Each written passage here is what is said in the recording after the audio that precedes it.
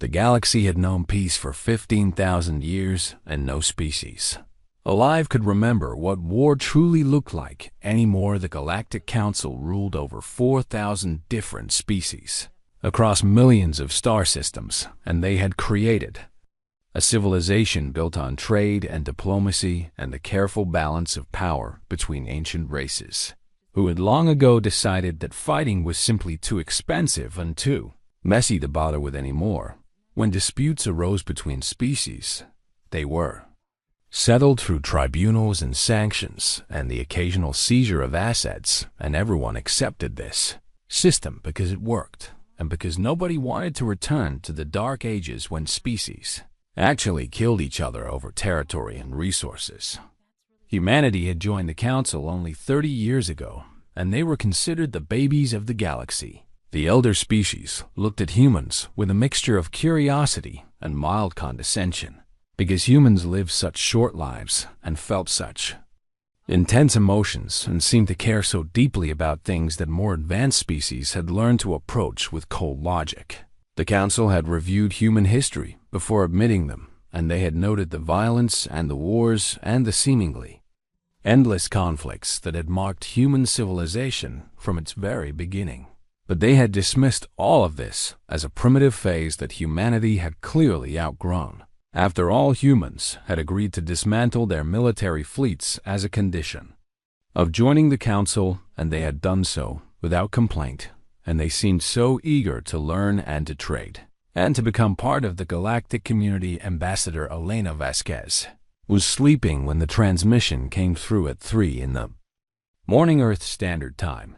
She was 62 years old, with gray hair and tired eyes, and she had spent the last 20 years of her life trying to prove that humanity deserved its place among the stars. The message was from a Valkyrian research vessel, and the Valkyrians were one of the oldest species in the Council, with bodies made of living crystal that sparkled in the light and voices that sounded like wind chimes in a storm.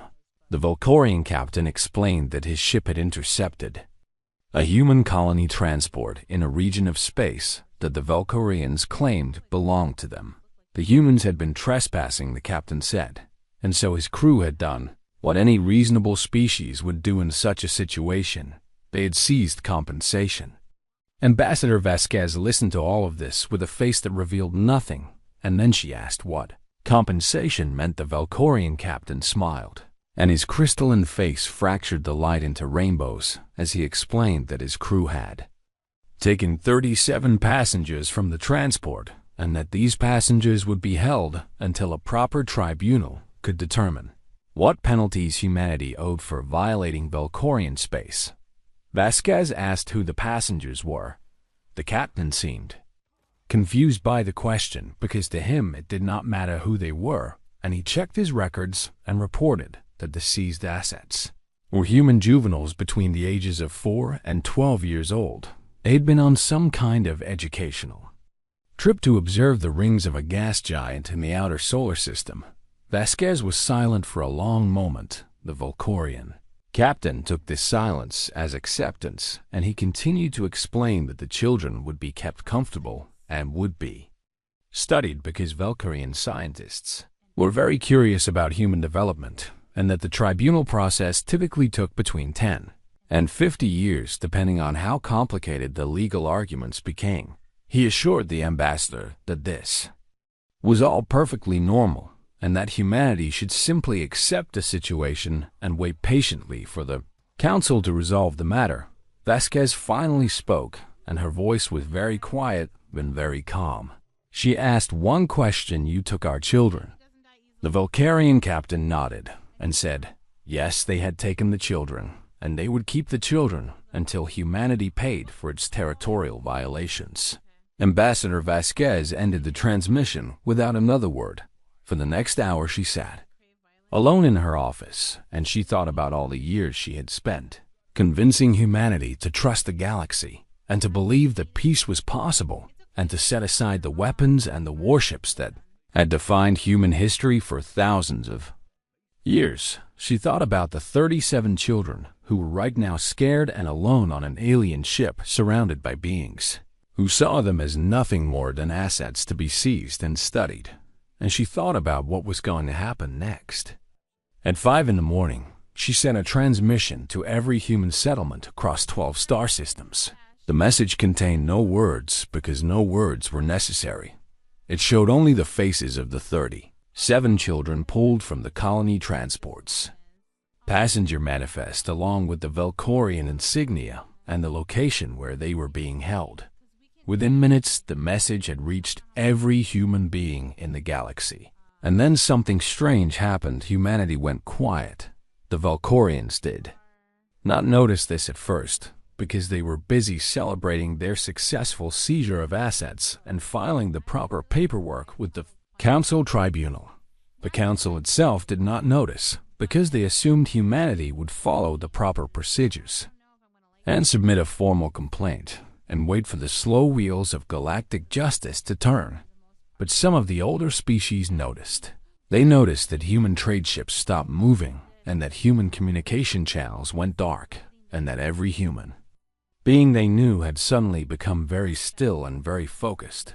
A Tyrellian diplomat who had studied human history approached one of his human colleagues and asked if everything was all right.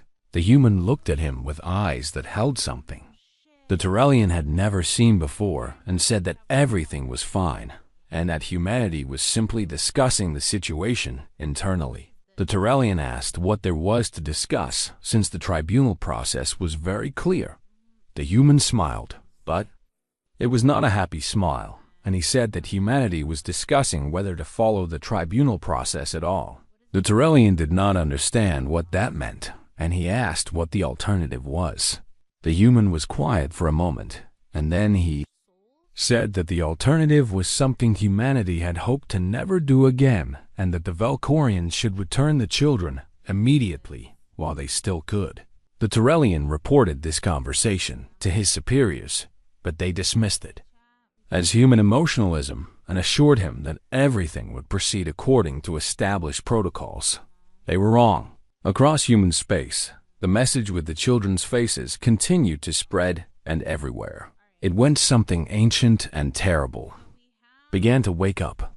Parents looked at those faces and saw their own children. Grandparents looked at those faces and remembered stories passed down through generations about what humans did when their young were threatened.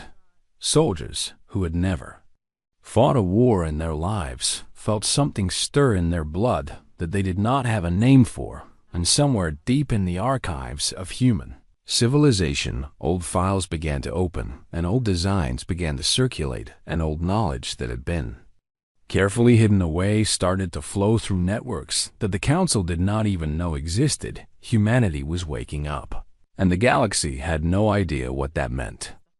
The Galactic Council was not worried about humanity. This was because the Council understood power in terms of fleets and weapons and economic output.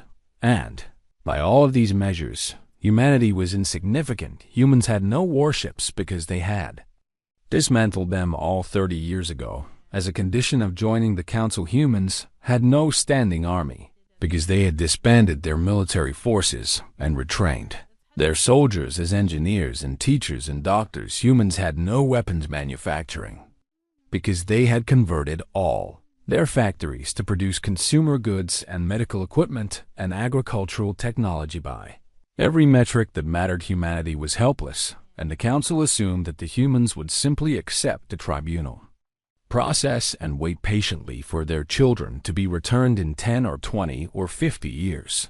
What the Council did not understand was that humanity had not destroyed anything. They had only hidden it. In Argentina on Earth, there was an old woman named Rosa Mendez who was 83 years old and had lived a quiet life as a schoolteacher and a grandmother.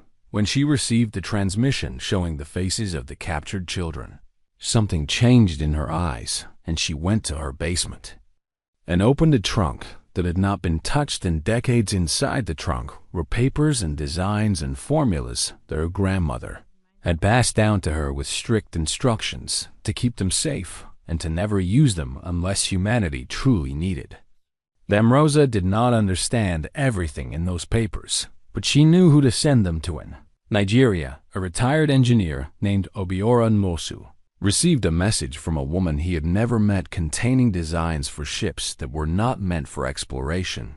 He looked at the designs, and he understood immediately what they were for, and he began making improvements based on everything he had learned in 60 years of engineering work. Within hours, he had sent the updated designs to 47 other engineers across 12 different planets in China and India and Brazil and Russia, and in human settlements scattered across the stars. The same thing was happening. Old files were being opened and old knowledge was being shared, and humans who had never met each other were working together with a focus and intensity that shocked even themselves. The Council's intelligence networks finally noticed something strange. 2 weeks after the children were taken, human economic output had increased by 3,000%. And this made no sense because humans had not built any new factories or hired any new workers.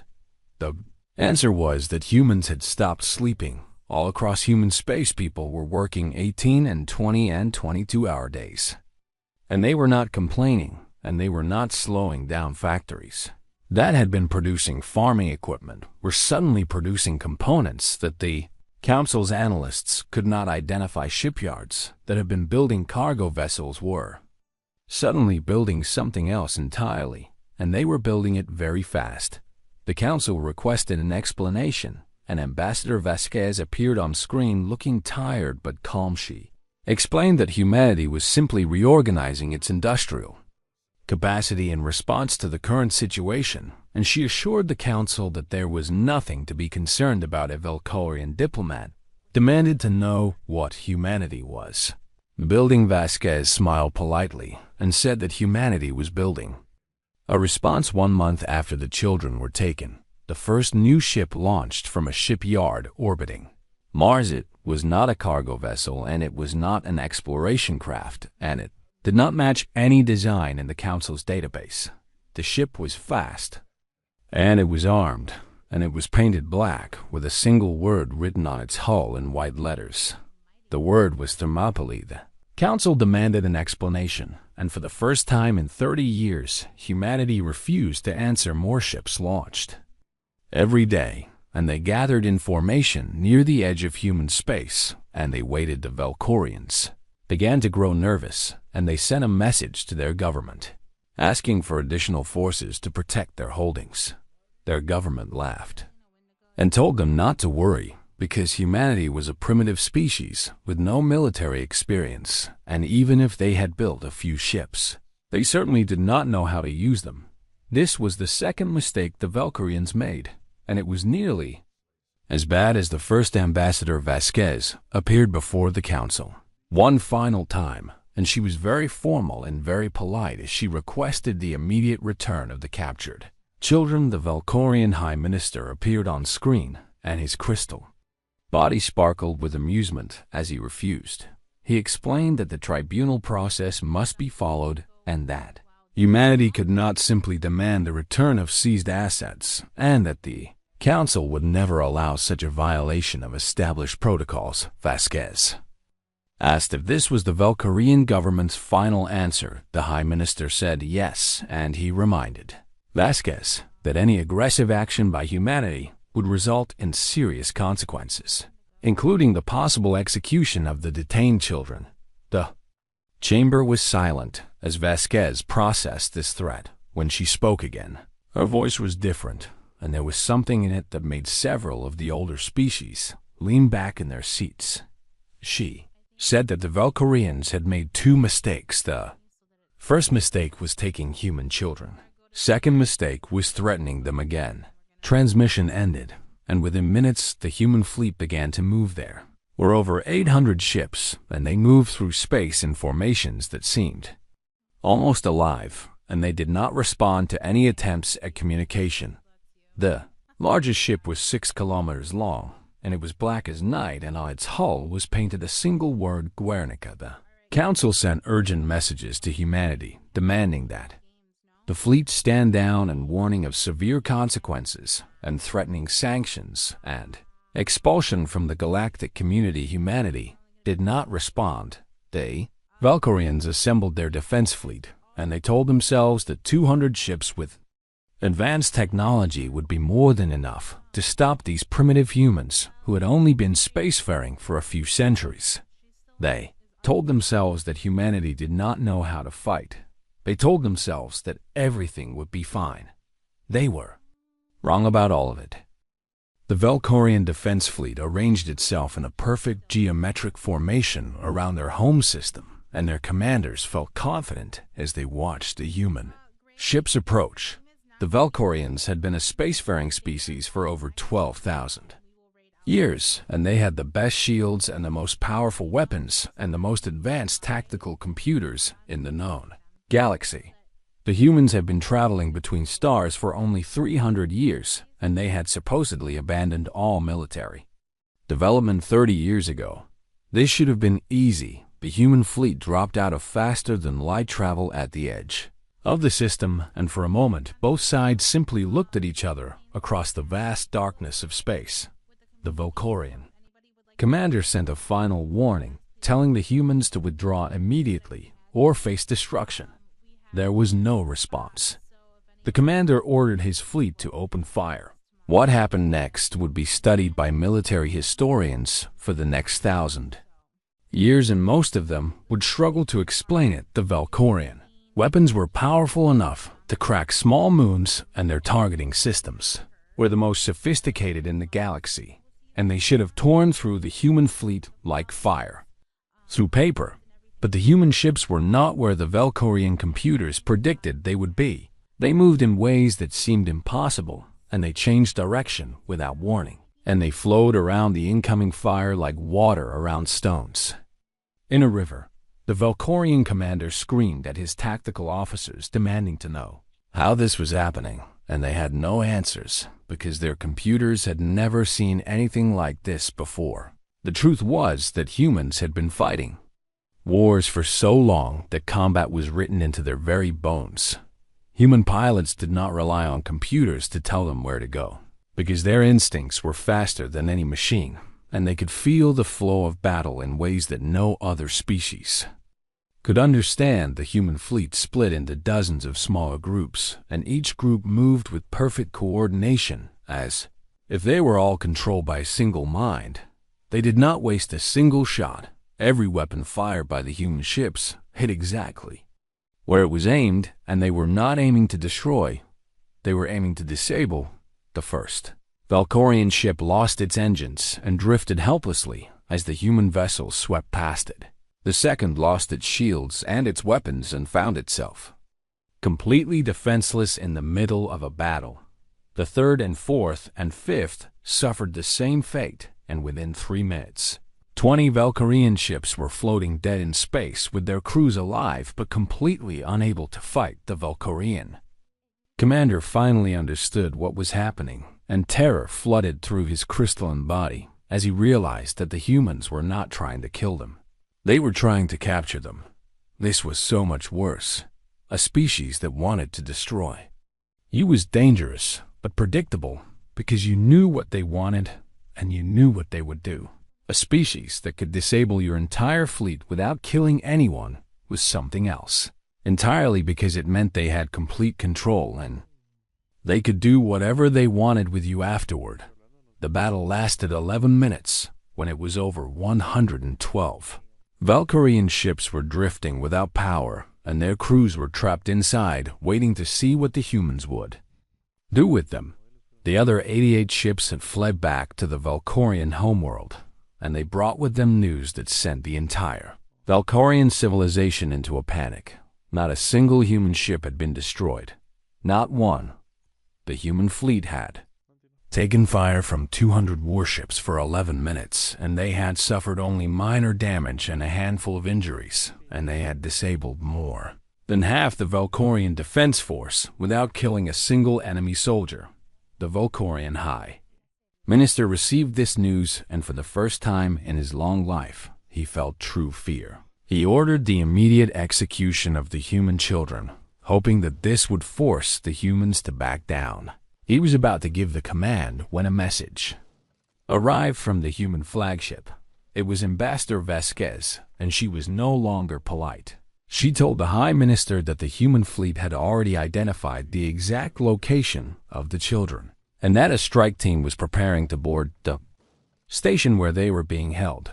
She told him that if any harm came to any child, the humans would stop being gentle. The High Minister asked what that meant, and Vasquez explained it very clearly. So far, the humans had fought with restraint because they did not want to kill anyone, and they did not want to become the monsters that the galaxy feared.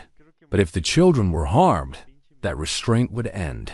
The human fleet would not disable the Valkyrian ships and leave their crews alive. They would destroy everything. They would burn the Valkyrian shipyards and shatter the Valkyrian colonies and reduce the Valkyrian homeworld to ash.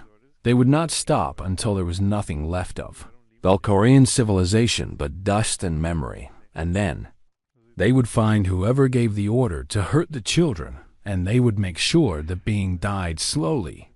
The High Minister looked at Vasquez's face on the screen, and he saw that she was not bluffing. He gave the order to release the children.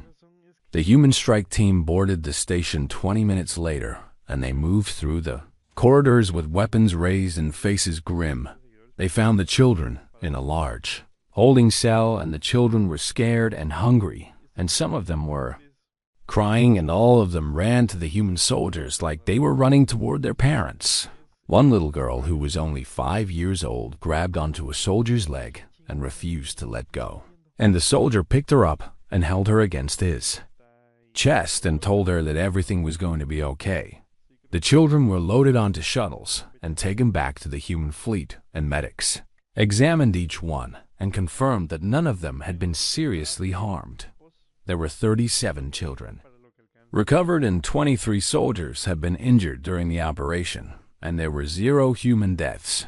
There were also 0 Valkyrian deaths. The battle was over, the children were safe, and the galaxy would never look at humanity the same way again. The children were returned to their families, and humans across the galaxy wept with relief and joy as they watched the reunions. Broadcast on every screen, parents held their sons and daughters and promised never to let them go, and grandparents thanked whatever gods they believed in, and the whole of human civilization exhaled a breath it had been holding for 3 months. But the galaxy was not celebrating. The galaxy was terrified. The Galactic Council convened an emergency session, and representatives from 4,000 species gathered to discuss what had just happened and what it meant for the future of interstellar civilization. Some demanded that humanity be expelled from the Council immediately because they had violated 15,000 years of peace and attacked a member species without authorization. Others argued that humanity should be sanctioned and forced to dismantle their new fleet and return to their previous status as a harmless minor species. A few suggested that humanity should be destroyed entirely before they became too powerful to stop, but the oldest species in the chamber said nothing because they understood something that the younger races did. Not they understood that you cannot destroy a species that has already proven it can defeat you. Ambassador Vasquez arrived at the council chamber alone, and she walked to the speaking platform with calm, steady steps, and she looked out at the thousands of faces watching her with fear and anger and confusion. She did not apologize. She did not explain. She simply began to speak. You do not understand us, she said, and that is our fault because we tried so hard to fit in and to prove that we had evolved beyond our nature that we never explained what that nature actually is. She activated the chamber's display screens, and images began to appear, showing scenes from human history that most species had never bothered to study. Here is what we are, she said. The screen showed soldiers marching across muddy fields and climbing out of trenches and charging into walls of gunfire that cut them down by the thousands. This is the sum, she said, and in a single day, we lost 20,000 dead and 40,000 wounded, and the next day we got up and kept fighting. The screens showed a city in ruins with buildings burning and bodies in the streets and soldiers fighting from house to house in the frozen winter. This is Stalingrad, she said, and we fought there for 5 months in the cold and the hunger and the death. And when it was over, more than 1 million of us were gone. The screen showed a mushroom cloud rising over a city, and the shadows of people burned into walls, and the survivors walking through the ashes of everything they had ever known. This is Hiroshima, she said, and we did this to ourselves because we wanted to end a war, and we were willing to kill 100,000 people in a single moment to do it.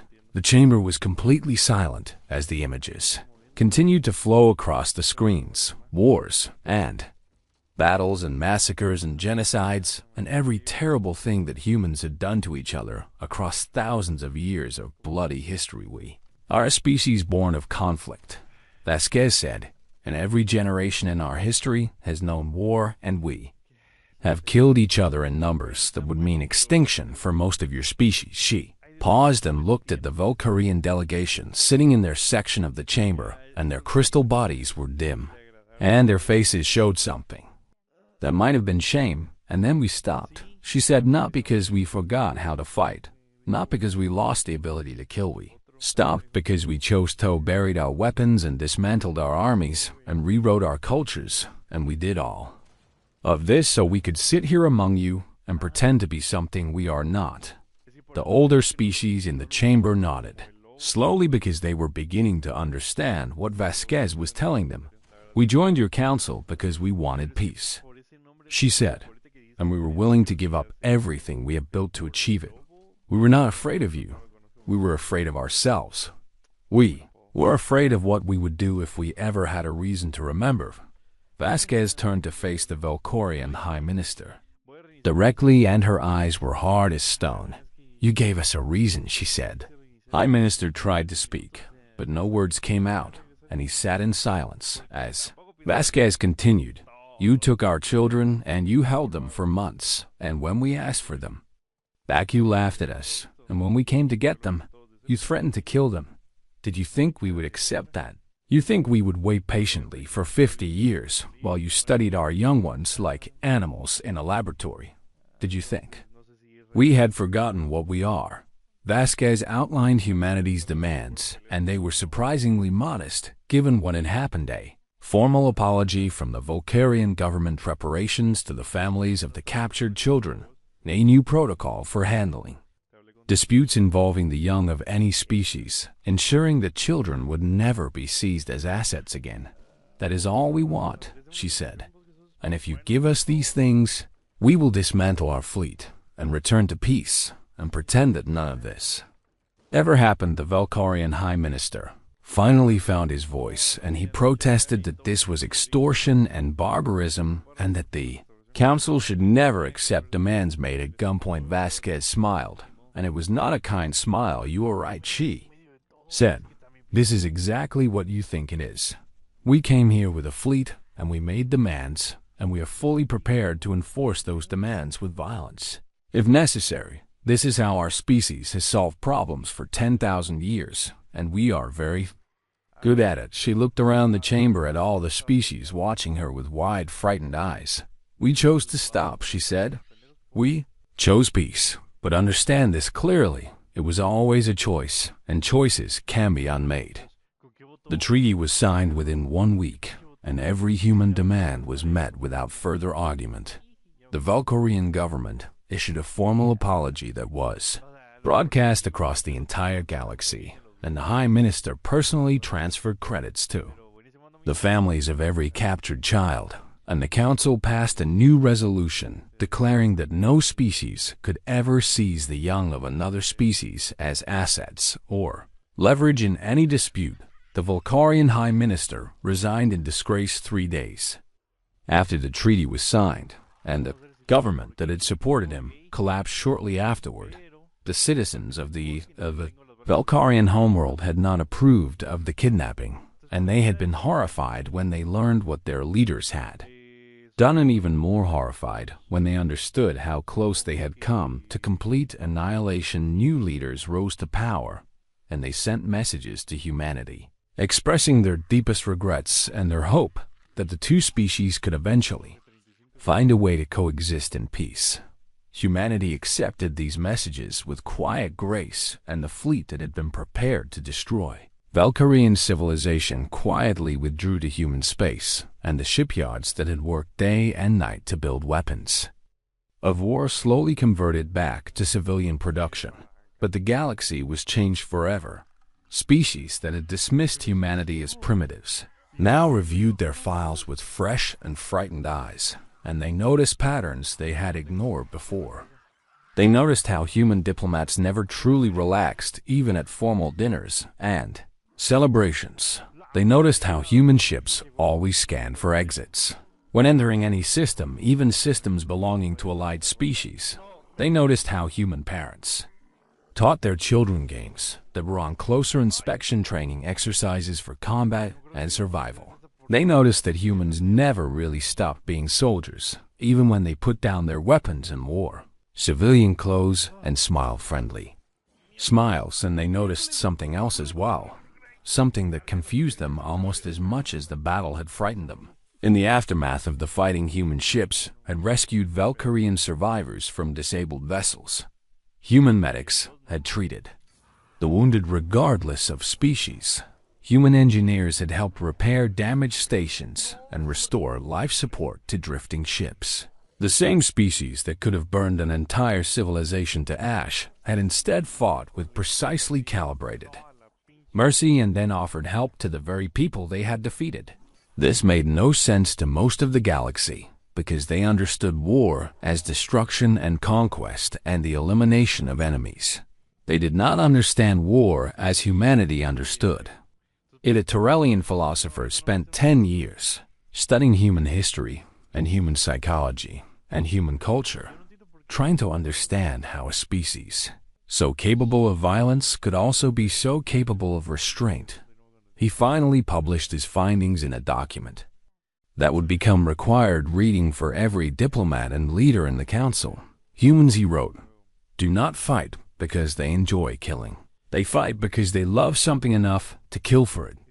When that something is threatened, they become the most dangerous force in the galaxy, and nothing will stop them, and nothing will slow them down, and they will sacrifice everything, including their own lives, to protect what they love. But when the threat is removed, they stop. They help the wounded. They rebuild what was broken. They offer peace to their enemies. This is not weakness, he wrote. This is strength beyond anything we have ever understood. This is a species that has learned to control the monster inside itself, and that control is more impressive than any weapon or any fleet. Ambassador Vasquez gave one final address to the council before she retired from diplomatic service and returned to Earth to spend her remaining years with her grandchildren. She spoke about her grandmother, who had survived a terrible war on Earth long ago, and who had taught her that true strength was not about hurting others, but about protecting those who could not protect themselves. We do not want to be your conquerors, she told the assembled representatives. And we do not want to be your rulers, and we do not want to dominate the galaxy or impose our will on other species. We just want to raise our children in peace. We want to watch them grow up and learn and explore and become whoever they are meant to be. We want to grow old surrounded by family and friends and die knowing that we left the universe a little better than we found it. That is all we have ever wanted. She looked around the chamber at the Valkyrians who sat in shame and the elder species who watched with respect and the younger races who looked at humanity with new understanding. But understand this, she said, that peace is a gift we give. It is not weakness. It is not submission. It is not fear. It is the hardest thing we do.